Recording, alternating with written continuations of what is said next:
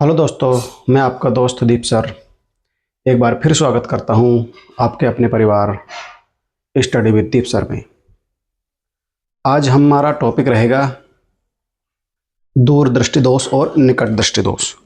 दूरदृष्टि दोष और निकट दृष्टि दोष कौन कौन सा टॉपिक रहेगा? दूर दृष्टि दोष और निकट दृष्टि दोष। तो पहले हम देखेंगे निकट दृष्टि दोष। निकट दृष्टि दोष पहले हम देखेंगे निकट दृष्टि दोष। निकट दृष्टि दोष किसको कहते हैं? पहले हम निकट दृष्टि दोष देखेंगे, फिर दूर दृष्टि दोष देखेंगे, कारण देखेंगे, निवारण देखेंगे। इस कारण से होता है निकट दृष्टि दोष, इसका निवारण क्या है अर्थात इसका उपचार क्या है। तो निकट दृष्टि दोष किसको बोलते हैं? ऐसा दोष, ऐसा दोष देखो कैसे पढ़ेंगे परिभाषा। ऐसा दोष जिसमें निकट की वस्तुएं स्पष्ट दिखाई दे। निकट मतलब पास की वस्तुएं।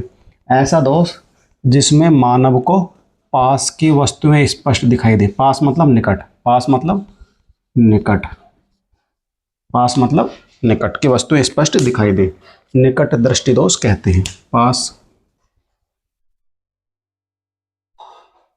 स्पष्ट दिखाई दे, निकट दृष्टि दोष कहता है। क्या है परिभाषा निकट दृष्टि दोष की?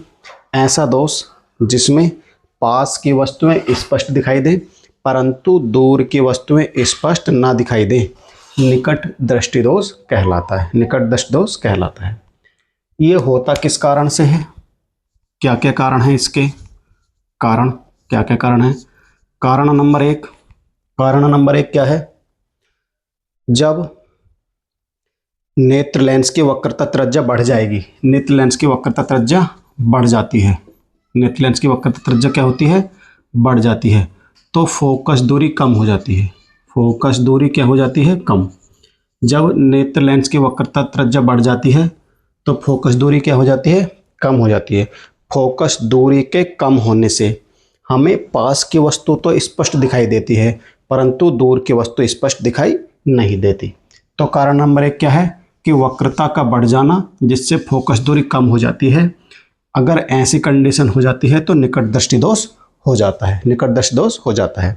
दूसरा कारण क्या है? कारण नंबर 2, नेत्र गोलक के व्यास का बढ़ जाना। नेत्र गोलक के व्यास का बढ़ जाना, जैसे मैंने मान कर चला नेत्र गोलक पहले इतना बड़ा था। नेत्र गोलक, नेत्र गोलक का मतलब अगर नेत्र गोलक का साइंटिफिक नाम है आंख का साइंटिफिक नाम है नेत्रगोलक। आंख का साइंटिफिक नाम है क्या? नेत्रगोलक। अब ये है पहला, ये था इसका केंद्र, ये यहां से यहां तक कहलाता है इसका व्यास, यानी कि केंद्र से जो होकर जाती है वो कहलाता है व्यास।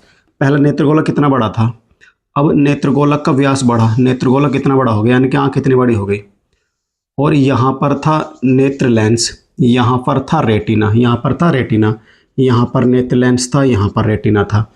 तो अब जब इसका व्यास बढ़ के इतना बड़ा हो गया तो जो यहाँ से प्रकाश की किरणें जा रही थी वो रेटिना पर ना बनकर, रेटिना पर ना गिरकर रेटिना से पहले किसी बिंदु पर गिरने लगी। रेटिना से पहले किसी बिंदु पर गिरने लगी।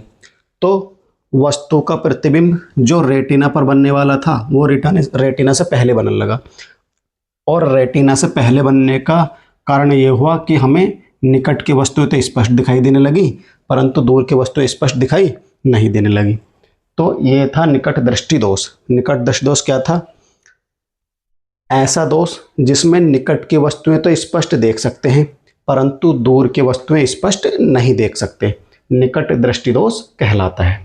निकट दृष्टि दोष कहलाता। कारण क्या था? पहला कारण था अगर वक्रता बढ़ जाएगी, वक्रता त्रिज्या बढ़ जाएगी तो फोकस दूरी कम हो जाएगी। जब फोकस दूरी कम हो जाएगी तो पास की वस्तु तो स्पष्ट देख सकते हैं परंतु दूर की वस्तु स्पष्ट देखनी बंद हो जाएगी। कारण नंबर 2 क्या है? कारण नंबर 2 है कि जब नेत्र गोलक का व्यास बढ़ जाएगा, जब नेत्र गोलक का व्यास बढ़ जाता है तो प्रकाश की किरणें रेटिना पर ना गिरकर रेटिना से पहले गिरने लगती हैं और रेटिना से पहले प्रतिबिंब बनाने लगती हैं जिसके कारण निकट की वस्तुएं स्पष्ट दिखाई नहीं देती। निकट दृष्टि दोष किसको कहते हैं? परिभाषा हो गई, कारण हो गया। अब हम देखेंगे इसका उपचार। उपचार मतलब निवारण। उपचार मतलब निवारण। कैसे ठीक करा जा सकता है निकट दृष्टि दोष को? तो निकट दृष्टि दोष को ठीक करने के लिए या उपचार के लिए चश्मे में एक अवतल लेंस का प्रयोग किया जाता है। चश्मे में कैसे लेंस का? अवतल लेंस का। उचित दूरी वाले अवतल लेंस का प्रयोग चश्मे में किया जाता है। प्रश्न पूछ लेगा 1 नंबर में, कैसे पूछेगा प्रश्न? निकट दृष्टि दोष को दूर करने के लिए किस प्रकार के लेंस का प्रयोग किया जाता है? तो उत्तर आपका आ जाएगा कि उचित फोकस दूरी के अवतल लेंस का प्रयोग किया जाता है। उचित फोकस दूरी का अवतल लेंस का प्रयोग किया जाता है। अब हम चलेंगे दूरदृष्टि दोष पर। किस पर? दूरदृष्टि दोष किसको बोलते हैं?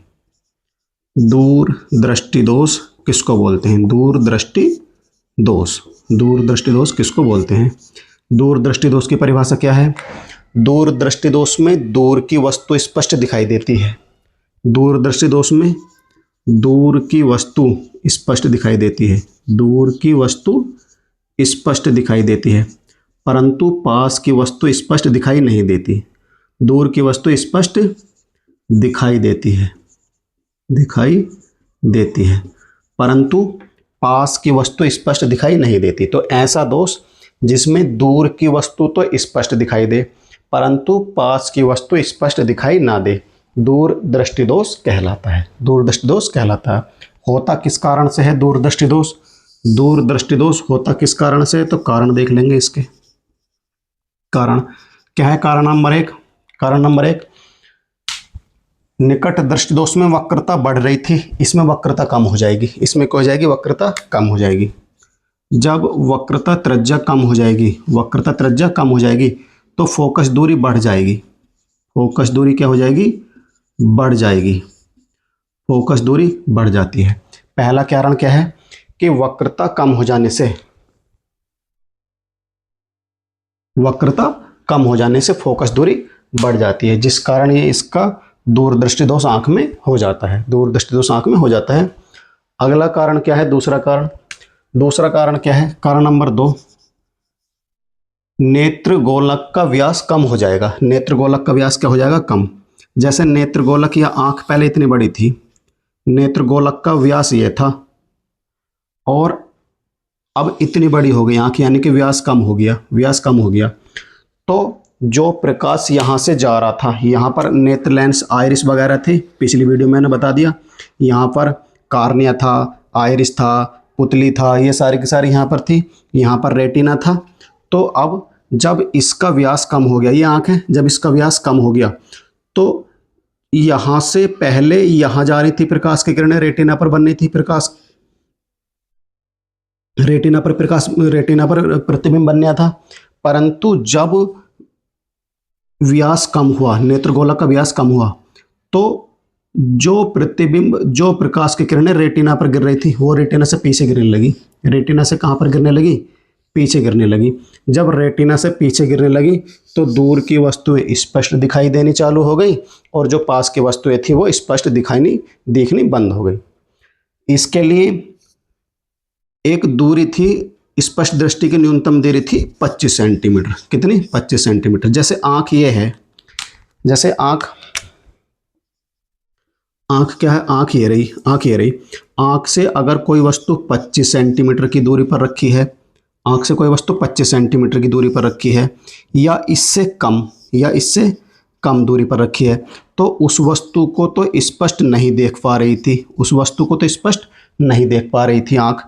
पर अगर 25 सेंटीमीटर से दूर रखी हुई थी अगर कोई वस्तु, तो उस वस्तु को स्पष्ट देख पा रही थी आँख।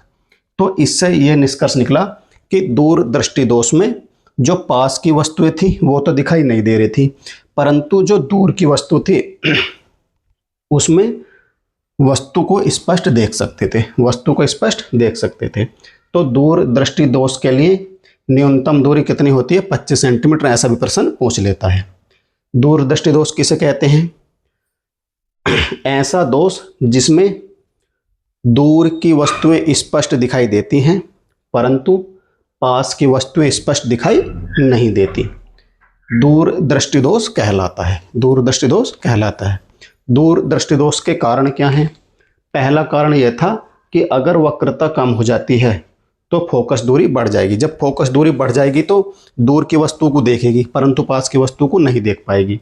पहला कारण तो ये हो गया। दूसरा कारण क्या था कि जो नेत्र लेंस था उसका व्यास कम हो गया। जब नेत्र लेंस का व्यास कम हुआ तो जो प्रकाश की किरणें यहाँ से नेत्र लेंस से रेटिना पर गिर रही थी वो रेटिना के पीछे गिरने लगी, अर्थात प्रतिबिंब जो रेटिना पर बनने वाला था वो रेटिना के पीछे बनने लगा।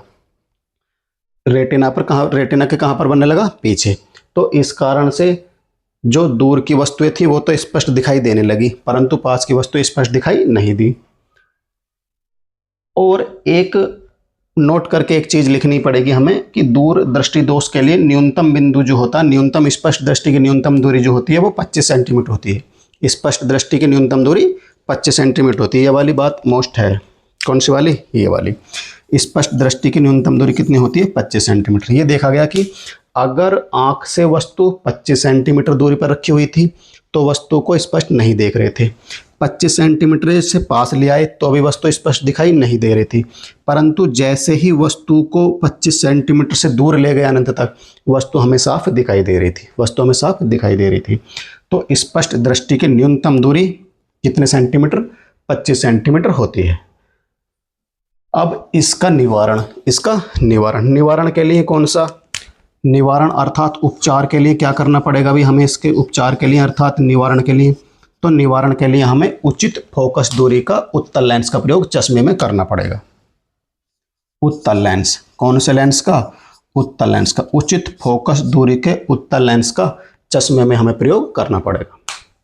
तो प्रश्न पूछ लेगा दूर दृष्टि दोष के निवारण के लिए किस लेंस का प्रयोग किया जाता है?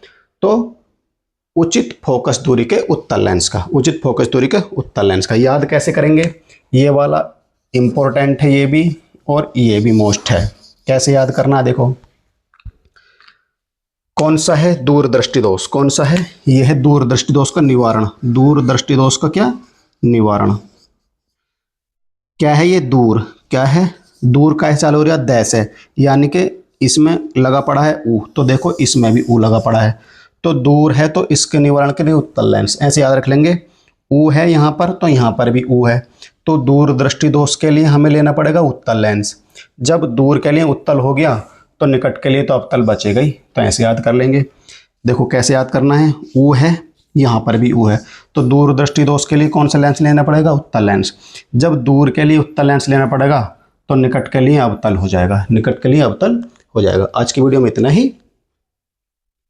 मिलते हैं कल की वीडियो में कोई नए टॉपिक के साथ। तब तक के लिए मुस्कुराते रहिए। जय हिंद, जय भारत।